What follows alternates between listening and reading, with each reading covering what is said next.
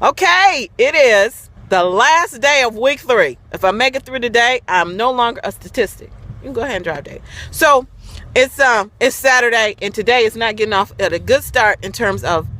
Well, actually, it's kind of a good start. I had my drink in the morning. I got a bunch of cleaning done, but it's really a workout day, and I haven't been able to fit that in because the housework was just kind of behind. So I had to take care of that. Now we're on our way to basketball practice, and they're the boys. Say hi, boys. Hello. Okay. So and there's Daddy. Say hi, Daddy. Okay.